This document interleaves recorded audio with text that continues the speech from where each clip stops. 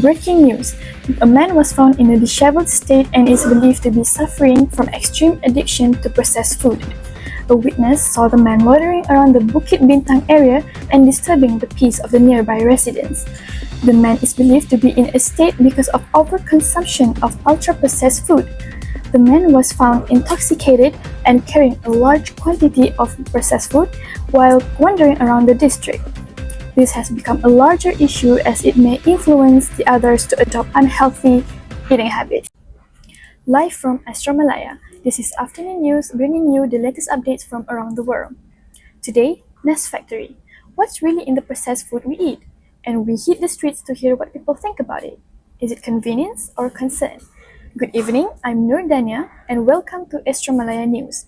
Let's dive into our top story.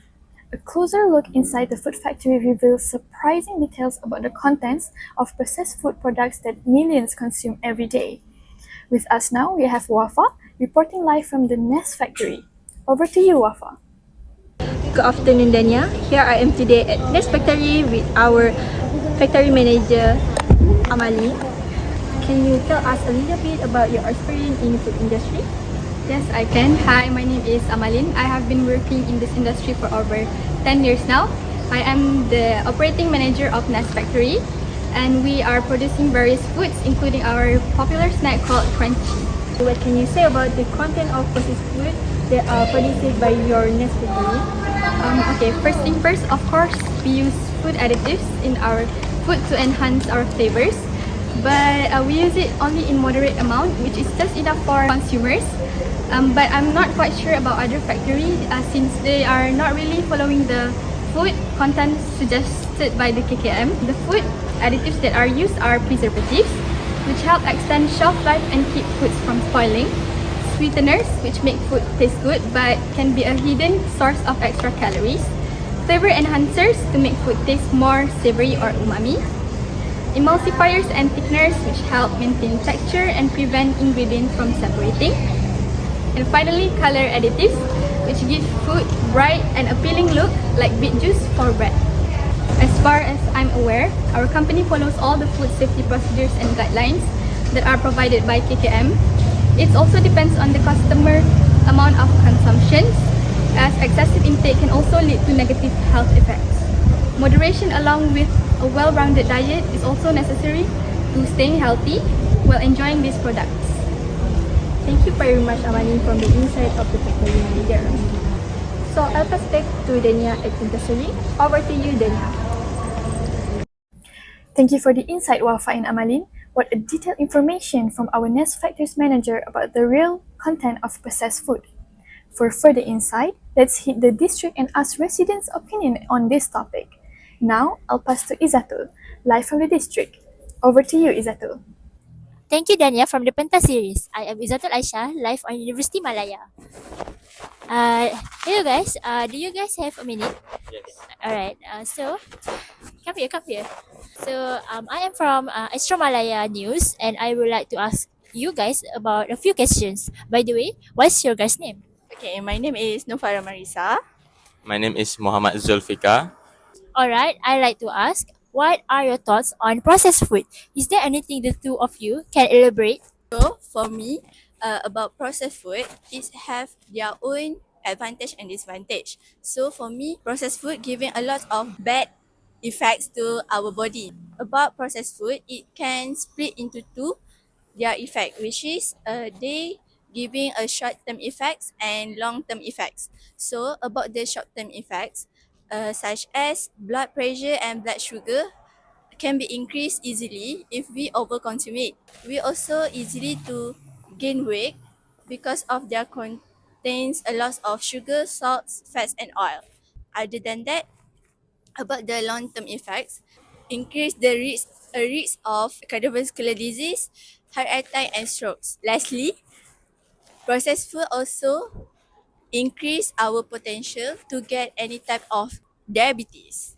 From my opinion as well, I think that processed food is a food that has been changed, either it be food or drinks, and there's also a good side and a bad side of processed food. Some of the good side is that the removal of harmful bacteria from milk called pasteurized. And the bad side of processed food is that it contains a lot of salt, oil, fat, and sugar, and this will increase the risk of your blood pressure. For instance, the most famous processed food is instant mee that people still eat nevertheless. Thank you guys. There's a lot talk from you guys. Okay, thank you. Okay, bye. Now we will go back to Dania at the Pentassery. Thank you very much, Izzatul. Our diet plays a crucial role in keeping us fit, and there are many healthier food options available other than processed food.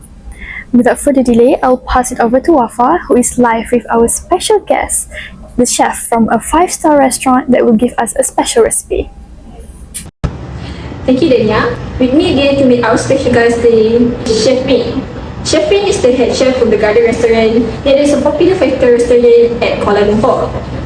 Today, she will give a quick recipe for a better diet. Thank you for having me today. So I will share a very simple and quick recipe for you guys, which is called frying pan pizza with ricotta, aubergines, and meat. It's very different from store-bought pizza, which is the pizza that I made is an unprocessed pizza. So for the first step is we have to prepare the dough. Add 200 grams of strong white bread flour, a pinch of salt, half a teaspoon of action dried peas, a quarter teaspoon of golden castor sugar, and 125 milliliters of warm water in a bowl. Let it for about 5 minutes until smooth, and let it rise for about half an hour until it doubles the size. For the second step is to cook the sauce. While the dough rises, heat olive oil in a pan, add a sliced garlic clove and cook for 30 seconds. Add 200 grams of pasta, season with salt, pepper, and a pinch of sugar, and simmer for 10 minutes until thick. Third step is to prepare the aubergines. Cut the aubergines into thin slices and fry them in olive oil on both sides for about 4 minutes. The fourth step is to cook the dough. Roll out your dough to fit your pan. Heat a little oil in the pan, place the dough in and cover. Let it cook on low heat for 15 minutes until puff and golden on the bottom. Fifth step is to flip the dough. Spread your tomato sauce on top. Add the aubergines, ricotta, and drizzle olive oil around the edges. Cover again and cook for 5 more minutes until everything is hot and the base is cooked through. And finally is to top with fresh mint and another drizzle of olive oil. And that's it, a crispy, flavorful frying pan pizza that's ready to enjoy. Give it a try and let me know how it turns out. Happy cooking! So that's the recipe from our favorite chef, Chef Bin. Now I'll pass play to Dania at the Pentassery. Thank you, Wafa and Chef Win, for the enlightening segment. Now, back to Pentassery, let's check on with Izzatul to see how things are going. Thank you, Dania. Back to me again, and I'm here with Professor Vengadesh from the Physics Department, who will be sharing his personal thoughts on processed food. Hi guys, happy to be here, part of the panel, so-called, right? So, the question is processed food, and I will assume that processed food is the kind of food that everybody eats nowadays. You can't escape from that, right? But I think we should be aware of what we are eating. You guys agree? Yeah, You cannot avoid processed food. It is something that is part of the world, unless you are a person who grows the food, prepares the food, and eats it. The problem here is that you cannot grow everything that is in this world that gives you enough sufficient diets, for example, nutrients, for example, right? So you have to choose now.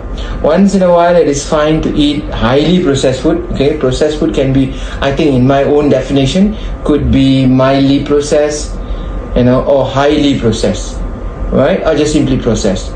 Canned foods are processed for the fact that you have to keep it for a longer time. You need to keep it without refrigeration, right? Well, that's food, but we should be aware of how the foods are in its natural state. The best food is, of course, unprocessed food. I think I am the fitness freak, right? So I really look into what I put in my mouth. I understand the fact that processed food is something that you cannot control. For example, I suddenly will have the urge to eat McDonald's, KFC, which are processed food. Yeah. right? It has some nutrients, but then you can also prepare a chicken in a much more nutritious and safer way. But that means that you have to cook your own food, and you need to know what to put inside there. But if you can prepare it well, it is much more nutritious, and you basically preserve all the nutrients. So these are the things that you first need to understand before you decide how much processed and how much unprocessed. Can you perhaps give a suggestion on how to improve this issue? All right. Okay, I'll give you my example. As I said, I consider myself as a fitness freak. I am 50 plus now, and it comes a time where I believe, for example, there is a reason why I'm saying this, because my reason in life is that I believe that if you want to remain independent as you age, 60 plus, 70 plus, and even 80, 90 plus, one thing that you have to take care is your muscle mass, right? Muscle mass is one thing that makes you youthful. That's it. In my opinion, I would look into, not too perfect because I cannot avoid processed food, but I would love to at least come to 50-50 first. 50-50 is not a good number, but first you have to achieve 50 processed, 50 unprocessed. So then the question comes in terms of processed food, I know you don't have to explain. What is unprocessed food? Unprocessed food is whatever that I can introduce into my diet that I don't buy processed outside. For example, you can cook your own rice. That's rice is processed to a certain extent, but what I'm saying is that it is not a food kept in a plastic bag that you boil and then it cooks, or food that is flavored, for example. Alright, so choose wisely that kind of food. If you go for Japanese food, for example, you may get some sort of rice cakes or whatever. That is still good compared to other food. So choose this wisely. Try to make that 50-50, and as you get more motivated, trust me, this is also what happened to me, suddenly you start losing taste for highly flavored and preserved food. Then you can increase this to 60-40. It's impossible to get 100%, 0%. Right? 100% unprocessed, 0% processed. No way. Once in a while you want to eat ice cream. That's processed. Processed sugar. Even more bad. But if you give your body enough time, enough good food, and once in a while give way to your desires for food, for instance, that is all fine. So there is nothing so very fanatic about it. Just try to balance your processed and unprocessed food. Alright, thank you very much for your time and talk to Professor Vengadesh. So, you can call me Dr. Venga. Dr. Venga, yes. So now I will hand it back to Danya at Putastri to wrap up and summarize our everything that we have covered about the processed food. Now we have reached the end of today's news. Here we can conclude that we need to take a really good care about our daily intake and avoid any ultra-processed food to ensure one's own health. And keep in our mind that the road you choose today will determine the path you reach tomorrow. So always think carefully about which path to take. That's all from us. Hope we meet again. Thank you.